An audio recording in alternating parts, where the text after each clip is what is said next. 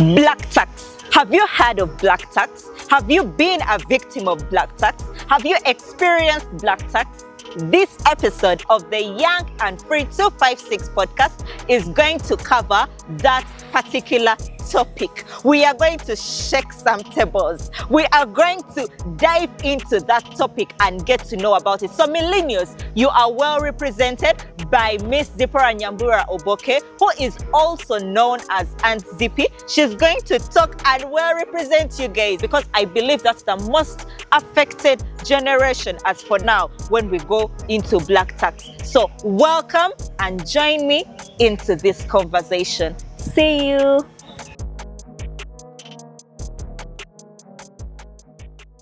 What is that one thing a family member or someone in the community or a relative has asked you to finance?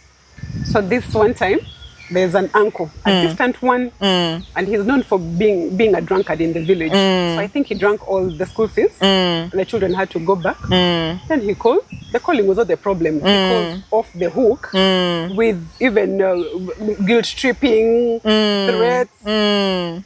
I switched him off. But now again, the story has started with giving us level. Millennials, they've given us level before we even begin. So, you know those people who keep calling you, a quick 200, quick 500. My friend, even if you want it slowly, it is not. It is not coming. For me, the joke is, you want a quick 200, then you say you have 130. And they're like, give me the 130, I'm going to banja you the which one? Which one? It's not coming, you know?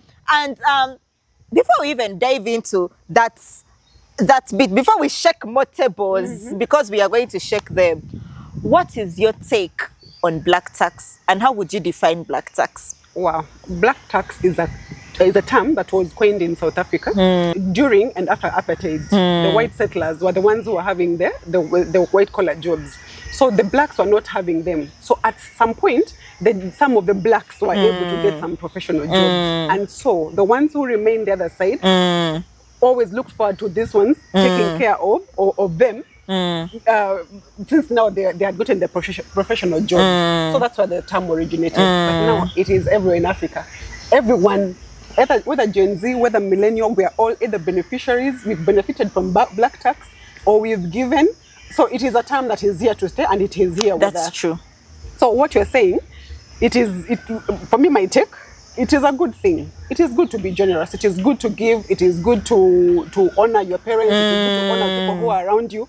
So I personally might not have so much issues with it, but I will tell you more as we go along. Why are you keeping those issues? Tell us, which issues are those that you have with black tax? You already want me to be thrown out of the clan.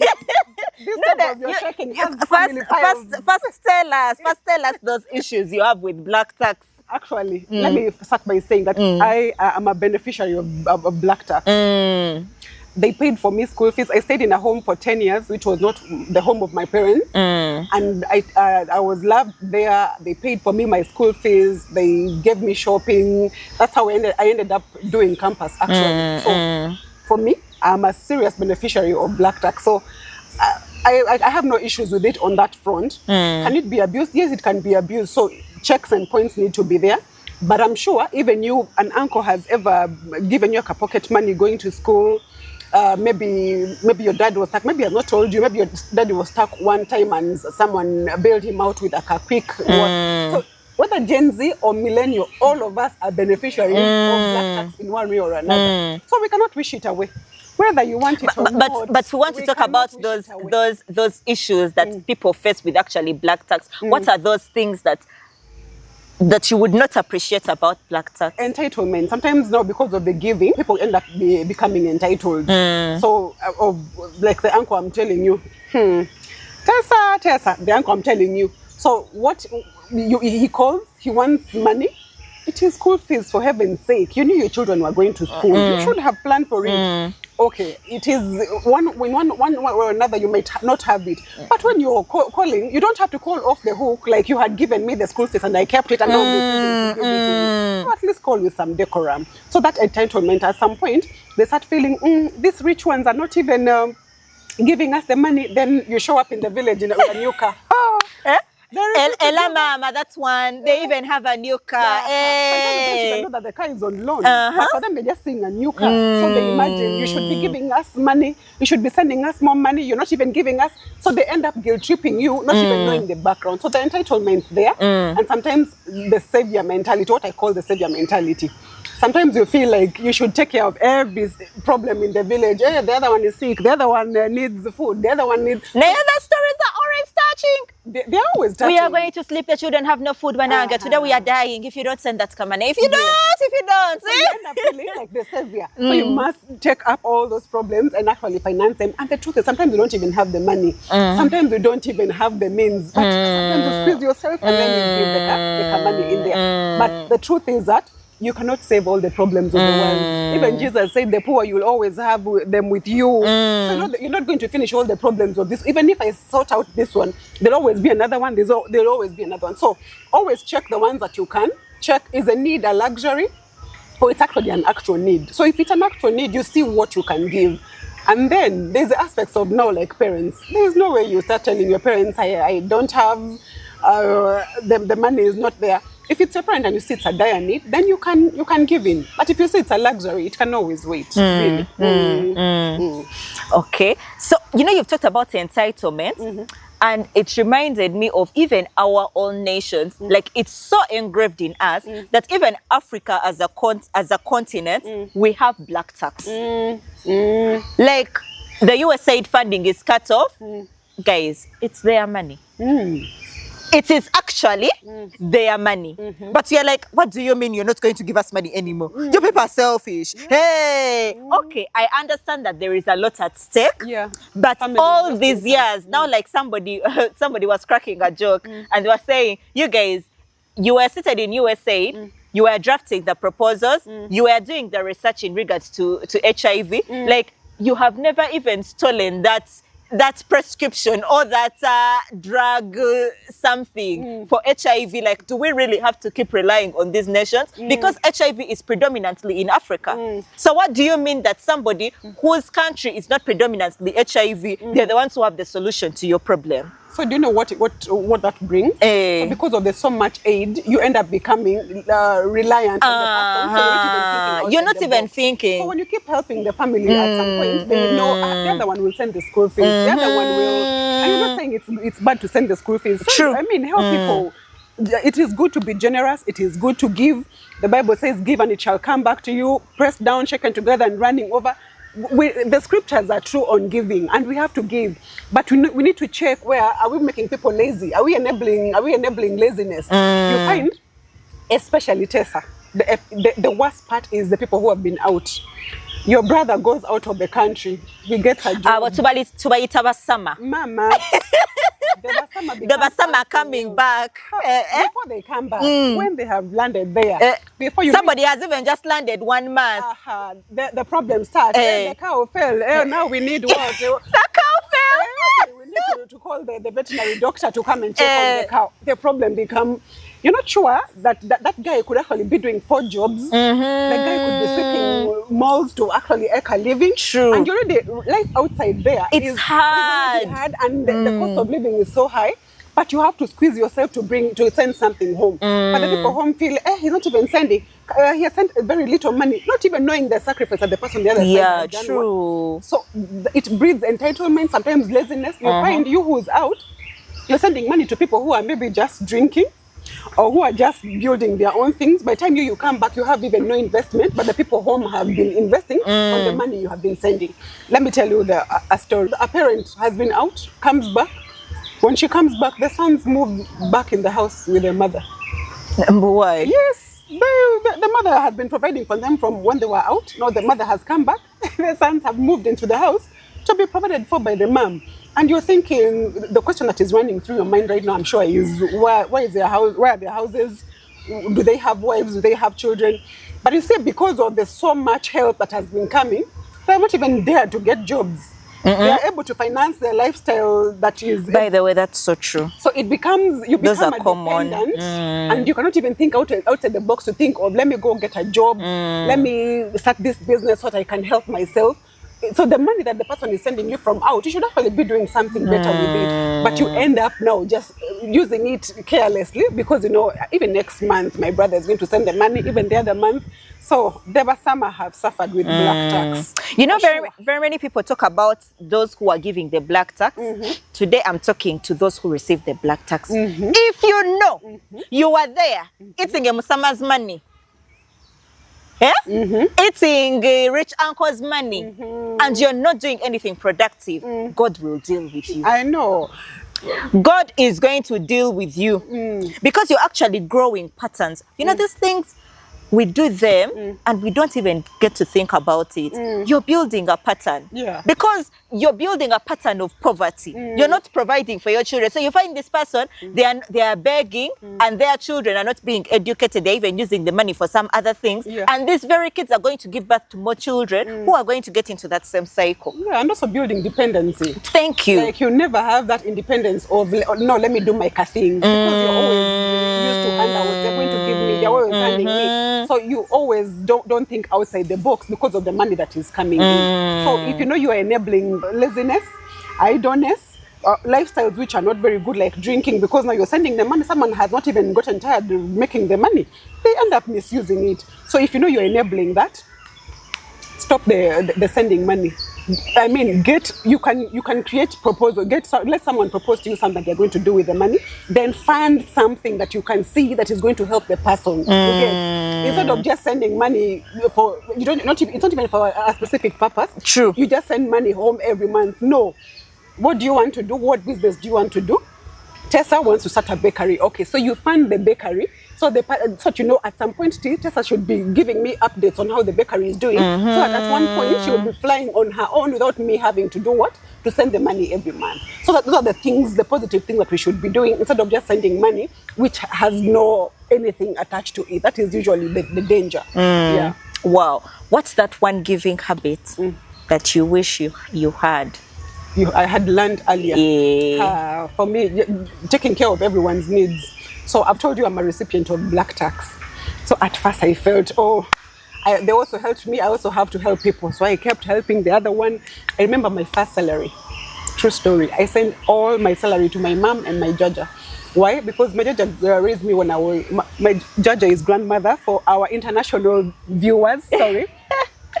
I sent all my salary to my mom and my grandmother. My grandmother raised me when I was younger. She did a very good job. And I felt like I needed to do something big for her. Very big, actually, up to now. But she passed on. But I still felt, oh dear, one day I will do something big for this lady. So when I got my first salary, I split it into half, gave my grandma, gave my mom.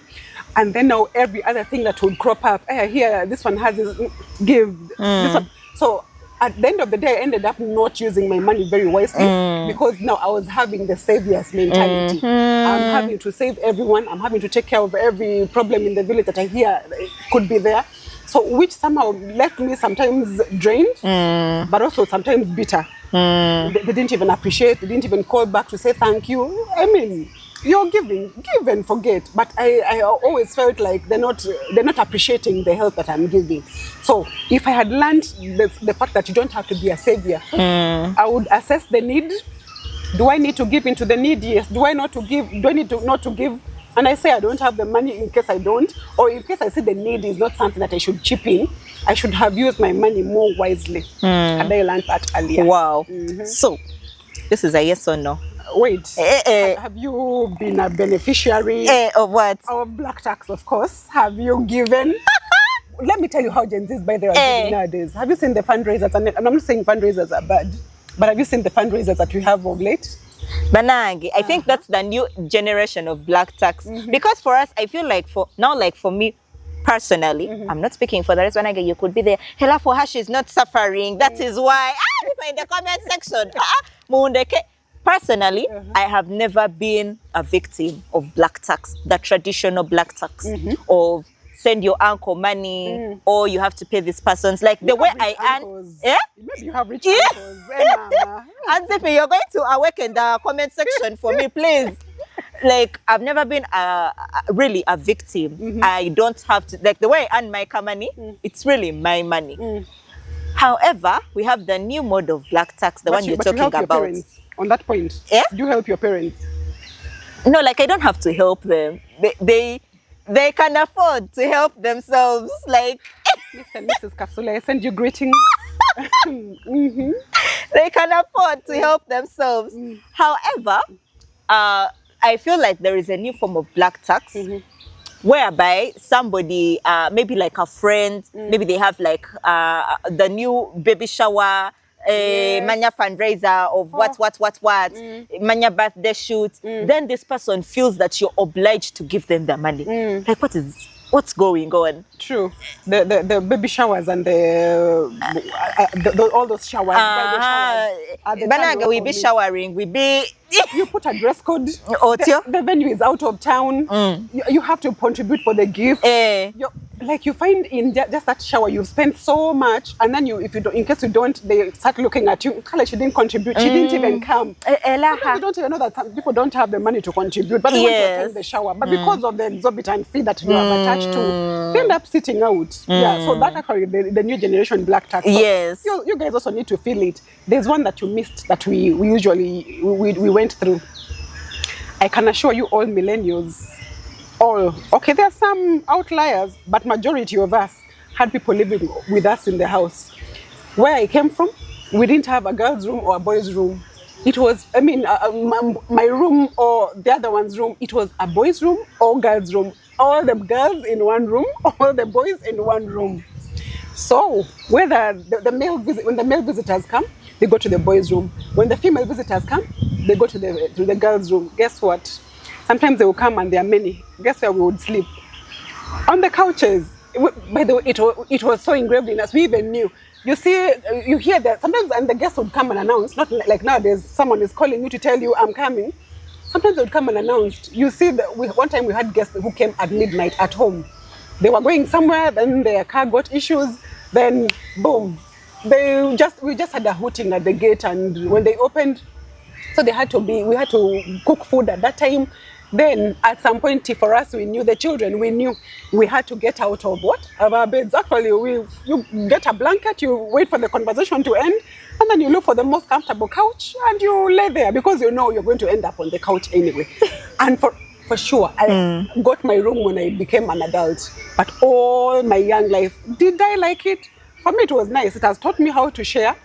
Like I was telling you off camera, throw me in Karamoja right now. Trust me, I'll share with those guys. I can survive in a small space. I can make use of something small that you've given me. Why? Because of the way we were brought up. So that is one thing you guys miss. Chasa here has her own room.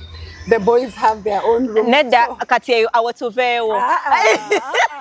Our Tuvewa, millennials. If you know you're a millennial out there and you have experienced any of these, please put it in the comment section. We want to hear those stories. Maybe of sharing. Those who have not. Those are the outliers because everyone of us has. No, they could put that interesting story in the comment section. We would like to hear from it. You ask the stories. They would be so interesting. So I would like to know, yes or no questions. Have you ever lied about your income to avoid paying black tax? Yeah. I give elucidate. Yeah. I talk more on it. Yes. Yeah. Someone has asked about something. It is so big, and the one I lied to was because I knew it is going to be a recurrent thing. If I do it now, I'll have to do it over and over and over. So please. Yes or no? Do you budget for family financial support or do you handle it as it comes? Previously, I was not budgeting for it, but now I do. Is it possible to completely eliminate black tax in one generation? Not possible.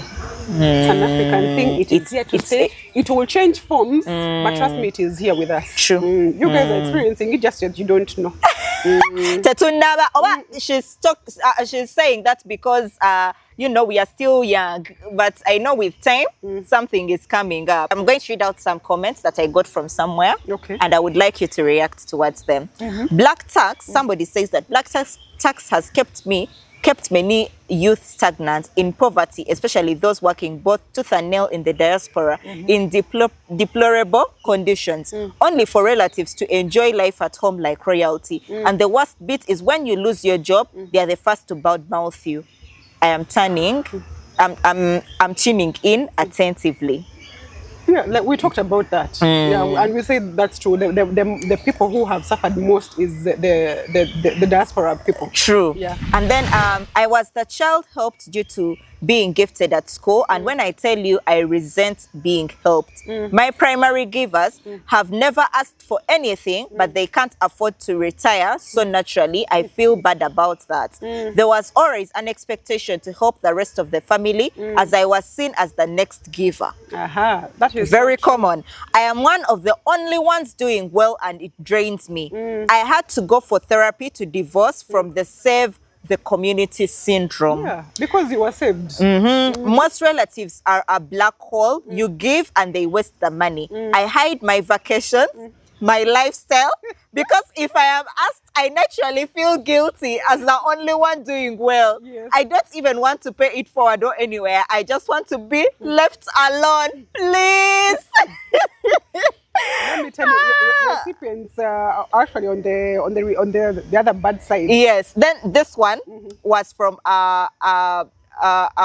this is from a particular survey that I took. Yeah, from a fellow millennial Gen Z group. Don't speaking of black tax, where do we draw the line between honor and black tax? Don't let anyone know how much you earn because they will have expectations. For some family members, they should not know where you work and what position.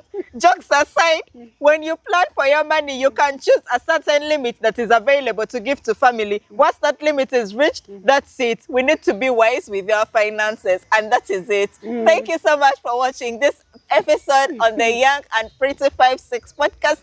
We would love to hear from you in regards what you have to say about this interesting topic, black tax. Here and Zippy and Tessa.